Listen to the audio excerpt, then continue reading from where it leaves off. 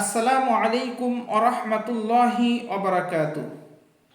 সম্মানিত দিনী ভাই ও বোনেরা, আশা করি আল্লাহর অশেষ রহমতে আপনারা ভালো আছেন। আজকে আমরা আমাদের এই ভিডিওতে আলোচনা করব স্বপ্নে বিয়ে দেখা কিসের আলামত। আমরা স্বপ্নের মধ্যে অনেক সময় বিয়ের স্বপ্ন দেখে থাকি। কেউ বিবাহ করছি অথবা আমাদের বিবাহ হচ্ছে এরকম স্বপ্ন দেখে থাকি, অথবা আমাদের সন্তান জন্ম নিচ্ছে এরকম স্বপ্ন আমরা দেখে থাকি। আজকে আমরা এই সম্পর্কে আলোচনা করব ইনশাআল্লাহ। স্বপ্নে বিয়ে দেখার ব্যাখ্যা ইজ্জত, সম্মান, গৌরব এবং দুনিয়াবি কল্যাণ হাসিল করা।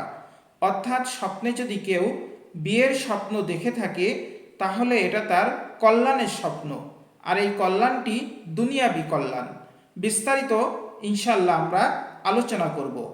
আর এই ব্যাখ্যা আমি নিয়ে এসেছি যেই কিতাব গ্রন্থ থেকে, সেটি হলো বিশ্ববিখ্যাত স্বপ্ন বিশারদ আল্লামা মুহাম্মদ ইবনে সিরিন রহিমাহুল্লাহর স্বপ্নের ব্যাখ্যা কিতাব থেকে। প্রিয় দর্শকবৃন্দ, কোনো মহিলা যদি স্বপ্ন দেখে সে কোনো অপরিচিত ব্যক্তিকে বিবাহ করছে, তাহলে এর ব্যাখ্যা হবে সে তার শত্রুর উপর জয়ী হবে।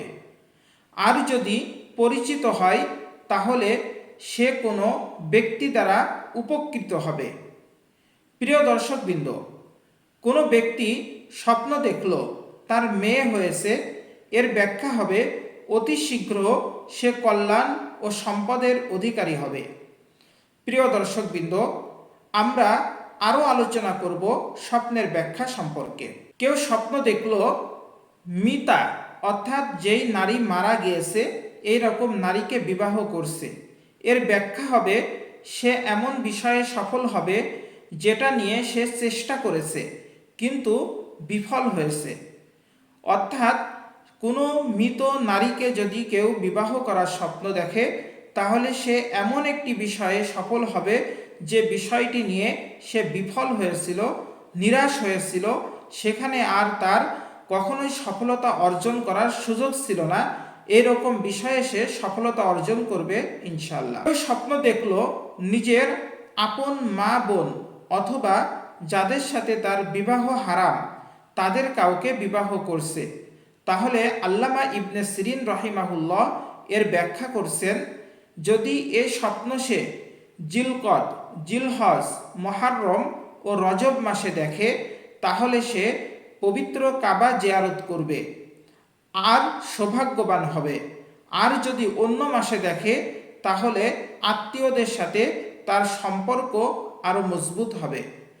প্রিয় দর্শকবৃন্দ, আমরা অবশ্যই যদি বিবাহের স্বপ্ন দেখে থাকি তাহলে সেটা আমাদের জন্য কল্যাণময় হবে, কল্যাণকর হবে ইনশাআল্লাহ।